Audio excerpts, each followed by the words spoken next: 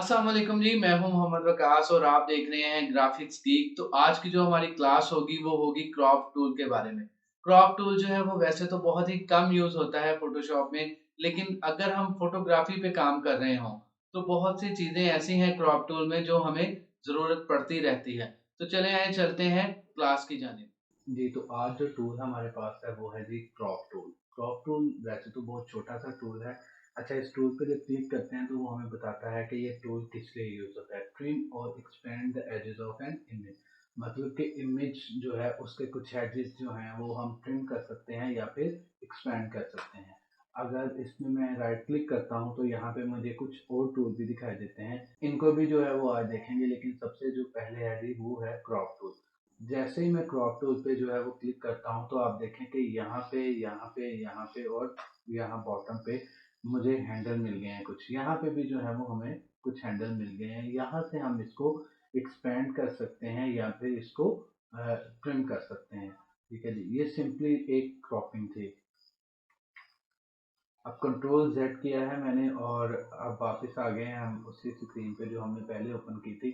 अच्छा, जैसे ही यहाँ पे कुछ हैंडल आते हैं वैसे ही सेम यहाँ पे कुछ चीज़ें जो हैं वो इसकी प्रॉपर्टीज में शो करता है। अच्छा, इसकी प्रॉपर्टीज देखें तो इसकी प्रॉपर्टीज में सबसे पहले मेरे पास यहाँ पे आ रहा है रेशो और यहाँ पे इसके एक ड्रॉप डाउन है। ड्रॉप डाउन पे क्लिक करता हूँ तो यहाँ पे कुछ कस्टम रेशियो या प्रीसेट रेशियो उसने जो है वो हमें दी हुई है। यहाँ पे सबसे पहले विड्थ, हाइट और रेजोल्यूशन को मल्टीप्लाई करके उसने एक जो है वो रेशियो दी हुई है। उसके बाद कुछ उसने प्रीसेट दिए हुए हैं नीचे। कुछ स्क्वायर शेप में है और कुछ जो है वो रेक्टेंगुलर शेप में है और ये फ्रंट इमेज वगैरह जो मुख्तलिफ जो पेजेस की शक्ल में उसने हमें ये सारे प्रीसेट दिए हुए हैं। अच्छा, अगर मैं इसमें से किसी भी प्रीसेट पे क्लिक करता हूँ तो आप देखें कि उसने इमेज का जो डायमेंशन था वो चेंज कर दिया है। अब जो इमेज की डायमेंशन मैंने यहाँ पे सिलेक्ट किया है स्क्वायर बेस में, उसने स्क्वायर एक इमेज मुझे जो है वो बना के दे दी है और कुछ उसके जो पिक्सल थे साइड से वो उसने हाइड कर दिए हैं। अगर मैं इसको चेक कर दूंगा तो ये मेरे पास एक स्क्वायर इमेज बन जाएगी। अच्छा, तो प्रीसेट की मेरा ख्याल है कि समझ आ चुकी होगी आपको कि यहाँ से जिस तरह का प्रीसेट हम लेंगे उसी तरह का वो प्रीसेट हमें, मतलब उसी तरह की वो इमेज हमें बना के दे देगा। अच्छा, तो प्रीसेट जो है वो यहाँ पे अगर हम कस्टम भी चाहें तो वो भी हम कर सकते हैं। विड्थ और हाइट है, ये अभी पिक्सल्स में है तो मैंने पिक्सल्स की ही हाइट और विड्थ देनी है। मिसाल के तौर पे मैं यहाँ पे लिखता हूँ जी 650 पिक्सल। ये तो बहुत कम आ रहे हैं, मैं लिखता हूँ जी 2500 पिक्सल और यहाँ पे मैं लिखता हूँ 1500। तो ये जो है जी उसने मुझे एक मेरी डायमेंशन के मुताबिक एक क्रॉप करके दे दिया है। तो ये एरिया जो है और यहाँ से ये एरिया नीचे से उसने ट्रिम कर दिया है। अगर मैं इस पर चेक करूँगा तो ये इस तरह आ जाएगी। अच्छा, अब जब भी हमने यहाँ से कोई प्रीसेट लेना है या फिर यहाँ से अगर मैंने कस्टम कोई प्रीसेट दिया हुआ है तो बिल फर्ज अगर मुझे उसकी ज़रूरत नहीं है तो मैं यहाँ से तो अनचेक करूँगा ही, मैं यहाँ से उसको क्लियर लाजमी करूँगा। अदरवाइज वो जो आपकी लास्ट डायमेंशन थी उसी में वो उसे सेव करता रहेगा। अच्छा, अब यहाँ से यहाँ तक सारी एक ही चीज़ थी, क्लियर मैंने बता दिया है कि जो डायमेंशन यहाँ पे सेलेक्ट की होनी है उसको हमने यहाँ से क्लियर करना है और फिर आगे चलना है। ये देखें, अगर मैं यहाँ से कोई डायमेंशन दोबारा सेलेक्ट कर लेता हूँ और मैं यहाँ से नहीं लेता तो उसने डायमेंशन यहाँ पे ऑलरेडी मुझे एक दी हुई है, वही जो मैंने लास्ट सेलेक्ट की थी, तो उसको मैंने क्लियर कर लेना है। अरे, क्रॉप की जो रेशियोज थी वो तो आपको समझ आ चुकी होगी, प्रीसेट भी हमने देख लिए हैं। यहाँ पे क्लियर तक जो है वो मैं आ गया हूँ।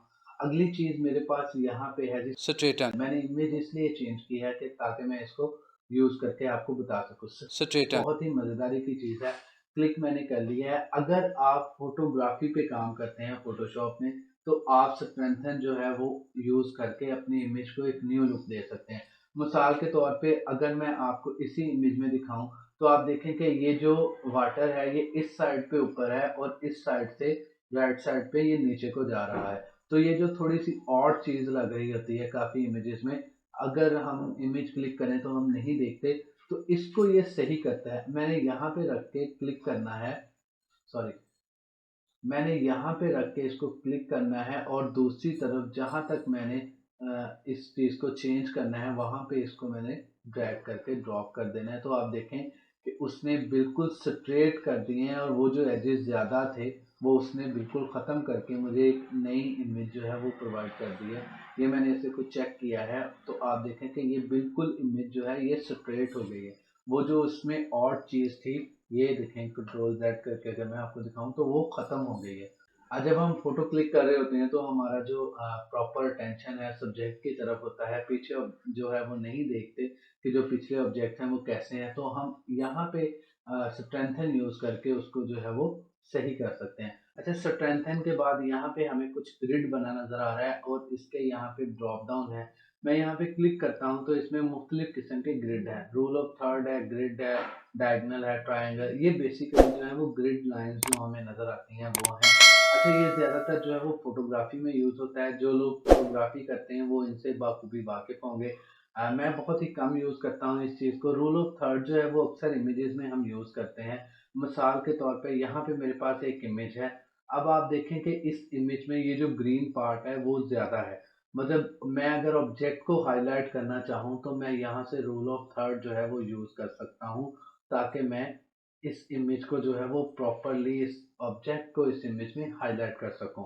अब अगर मैंने किया तो ये देखें, इसमें रूल ऑफ थर्ड में होता ये है कि हमारा जो ऑब्जेक्ट है वो, ये जो ग्रिड लाइंस आ रही हैं इन तीनों में जो है वो लाई कर रहा हो। अगर मैं इस इमेज को यहाँ पे क्रॉप करता हूँ तो आप देखें कि अब जो है वो ऑब्जेक्ट हाईलाइट है। ठीक है, पहले जो अननेसेसरी एरिया यहाँ पे आ रहा था, जो मुझे कि इस ऑब्जेक्ट को हाईलाइट नहीं कर रहा था, ऐसा लग रहा था कि ग्रीन पार्ट जो है वो ज़्यादा है, वो ख़त्म हो गया।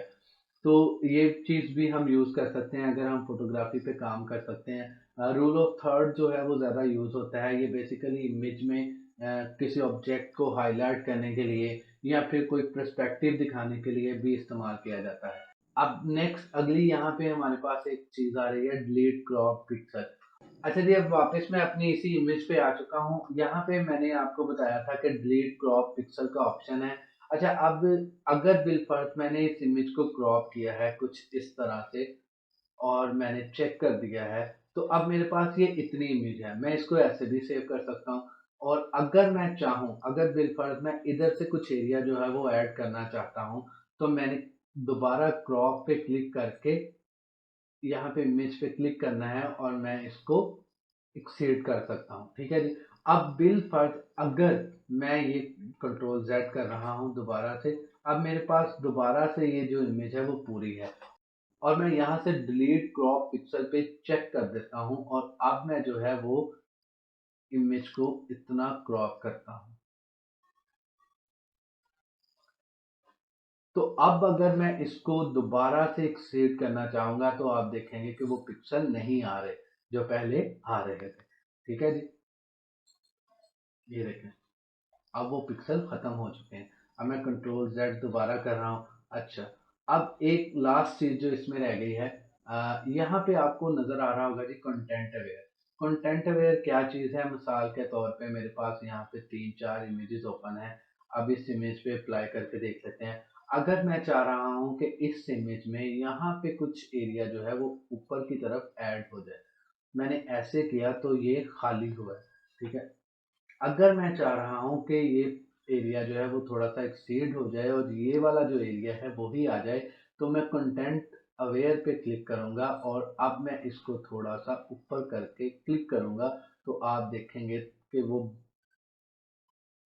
ये आपने देखा कि ये सारा एरिया जो यहाँ पे था वही यहाँ पे आ चुका है। अब इसमें होता यह है कि बाज़-औक़ात जैसे कि अगर मैं हाईलाइट कर सकूं, तो इसमें होता ये है, ये देखें यहाँ पे जो एरिया था वो यहाँ पे रिपीट हो चुका है। बाज़-औक़ात कुछ इमेजेस ऐसी होती हैं जिसमें अगर मैं यहाँ पे भी दिखाऊं तो यहाँ पे भी ये एरिया रिपीट हुआ है और यहाँ पे भी ये एरिया रिपीट हुआ है, ये देखें। तो इसमें ये होता है कि कुछ एरियाज जो है वो रिपीट हो जाते हैं। इसलिए हमें जो है वो इस बात का ख्याल रखना है कि जब भी हम कंटेंट अवेयर यूज़ कर रहे हैं तो कोई चीज़ रिपीट तो नहीं हो रही। अब अगर बिलफर्ज मैं दोबारा क्रॉप पे क्लिक करता हूँ और अपनी इमेज को इस तरफ जो है वो बड़ा करना चाह रहा हूँ और मैं क्लिक करता हूँ तो देखें कि उसने बिल्कुल जो है वो हमें 100% रिजल्ट दिया है। यहाँ से कुछ चीज़ें जो है वो रिपीट हुई हैं, मैं उसको ख़त्म कर सकता हूँ अगर बिलफर्ज मैं कोई और टूल यूज़ कर रहा हूँ तो। उसके साथ मैं इसको ख़त्म कर लूँगा। ठीक है, ताकि ये ना लगे कि ये जो है वो रिपीटेड चीज़ें चल रही हैं। तो कंटेंट अवेयर जो है वो हम इसलिए यूज़ करते हैं ताकि हम कोई भी एरिया जो है किसी भी तरफ किसी भी इमेज में वो कॉपी कर सकें कह लें, या फिर उसको जो है वो सेम एरिया जो है वो वहाँ पे फिल कर सकें। अब वापस मैं इस इमेज पे आया हूँ, क्रॉप टूल में क्लिक करने के बाद यहाँ पे सेकंड ऑप्शन है जी, पर्सपेक्टिव क्रॉप टूल। अब पर्सपेक्टिव क्रॉप टूल में ये होता है कि हम अपनी मर्जी के मुताबिक जो है वो पर्सपेक्टिव सेलेक्ट कर लेते हैं। मिसाल के तौर पे मैं चाह रहा था कि ये कुछ इस तरह का पर्सपेक्टिव जो है वो मैं लेना चाह रहा था, इस तरफ से थोड़ा बड़ा, तो वो मुझे इसी पर्सपेक्टिव में जो है वो क्रॉप करके दे देगा। ठीक है, जिस तरह का मैं जो है वो पर्सपेक्टिव बनाना चाहूँगा वो पर्सपेक्टिव से क्रॉप कर देगा। अच्छा, इस चीज़ को पर्सपेक्टिव को मैं आपको किसी और क्लास में लाजमी करवाऊँगा, इसलिए अभी यहाँ पे ही मैं क्लास का एंड करता हूँ।